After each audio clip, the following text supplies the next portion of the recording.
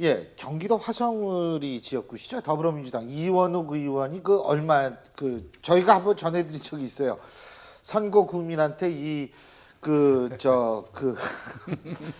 발기부전 치료제를 8알을 줘가지고 이제 선거법 위반이 아니냐 이거 가지고 저희가 말씀을 드린 적이 있는데 근데 이번에 선거법 위반으로 불구속 기소됐다고 하는데 이거는 뭐예요? 그러니까 그 발기부전죄는 아니고요. 그건 아니고 지금 나오고 있는데 지금 전 해도 상관없을 것 같습니다. 이겁니다. 선거 당일날은 선거운동을 할 수 없도록 공직선거법 규정이 되어 있는데 선거 당일날 이거를 하면서 선거를 독려를 했거든요. 이 독려했는데 뭐 다들 알다시피 기호 2번을 표시하는 거고 선거를 독려하면서 선거 운동을 한 거죠. 선거 당일날은 선거 운동을 해서는 안 되는데 특정 후보를 찍도록 유도한 거기 때문에 이 부분 공직선거법 위반으로 지금 재판에 넘겨졌습니다. 공교롭게도요. 예.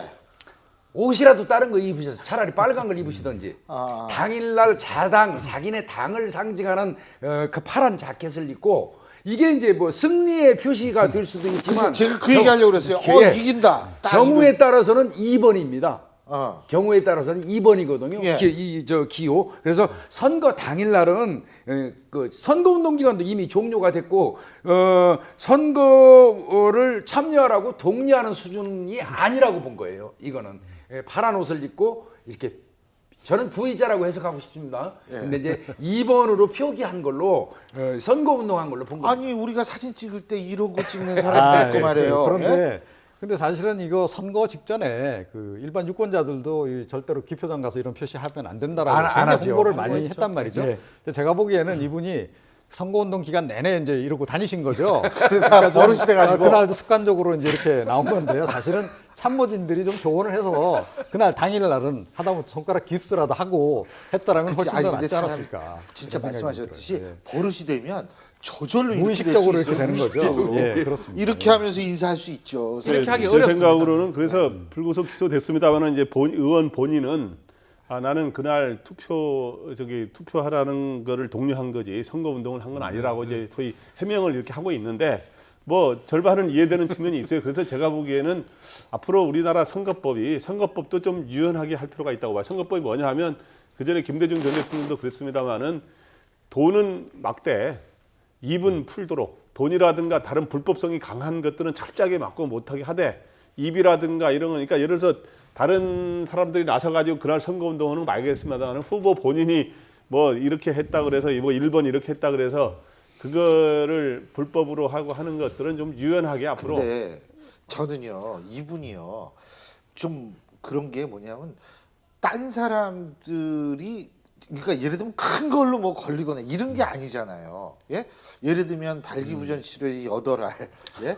그리고 뭐 아니면 이렇게 했다. 이것 때문에 걸린 거 아닙니까? 근데 제가 보기에는요 이게 그 재판부에서 그렇게 그 엄한 징벌을 내릴 것 같지는 않아요. 왜냐하면 최근에 이제 선거법의 기본적인 추세는 그 금품 요구하거나 향응 요구하거나 그렇죠. 뭐 예를 들어 이런 거 같은 경우에는 좀 굉장히 엄하게 처벌하지만 나머지 것들은 약간 유연성을 좀 두는 편이어서 하나 더 포함하면 허위사실 유포. 예?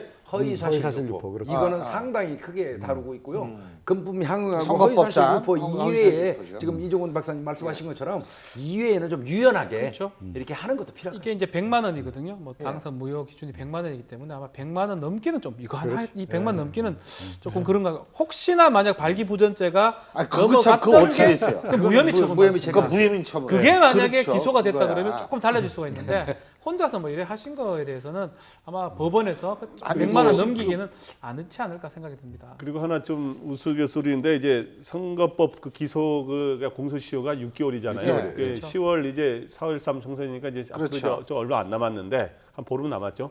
보름만 지나면 의원들이 이제 기소 안 된 경우는 이제 해방이다 하면서 이제 되는데 그래서 이제 그 기소가 너무 기간이 짧으니까 공소시효를 좀 늘려야 된다는 주장도 있어요. 그러면은 불법적인 것도 그때까지 기소 못하면 그냥 넘어가 버리게 돼요. 근데 이제 의원들이 보면 우리나라가 이제 법이 엄격한 것도 있고 또 하나는 이 돈 문제가 관해서 자유롭지가 못하잖아요. 의원들이. 그래서 그 과정에 자기 보좌진이나 측근들이 그 문제를 다 알고 있어요. 그래가지고 이 소위 당선되고도 6개월 동안은 보좌진 측근 엄청 눈치를 본다는 거 아닙니까 의원들이? 혹시 불편한 거. 아이고 그 국회의원들이 그래서 6개월부터 지나야 제대로 된 국회의원 된다 그러는데 저는 공소시효는 늘리되 여러 가지 의원들이 하여튼 우리가 합법적인 선거운동을 해서 국회의원들이 자기 보장이나 측근 무서워하고 이런 잘못된 풍조는 좀 없어져야 될 것 같습니다. 여기 약간 좀 보태야 될 필요성이 있습니다. 모든 국회의원들이 이렇다라고 생각하시면 안 되고요. 일부 국회의원, 네. 예, 그리고 뭐 대부분의 그렇죠. 국회의원들은 뭐 보좌관들 앞에 굉장히 당당하게 잘 해명을 해주셨는데 건전한 국회의원들은 전혀 안 그렇죠. 나중에 저 김영란법 시행되기 전에 소주 한 잔 사시죠.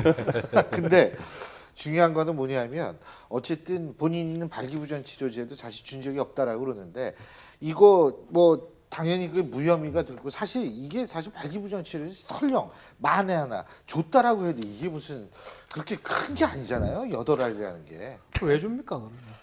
아니 그거 달라고 그랬으니까 준 거 아니. 만약에 줬다라고 가정한다면. 금전적 가치가 있다고 봐야 되고 또 선거에 영향을 미칠 수 있기 때문에 사실은 아, 금권 그게 선거 선거에 미칠 수가 글쎄요, 있다. 이걸 받은 사람 꼭 찍어주겠죠 아마. 필요한 사람한테는 그렇죠. 상당히 중요한 물건일 수 있어요. 근데 그렇기 어쨌든 때문에 뭐- 그 부분은 무혐의이기 때문에 참 문제가 그렇죠. 없습니다. 어쨌든 본인의 주장대로 무혐의가 됐고요.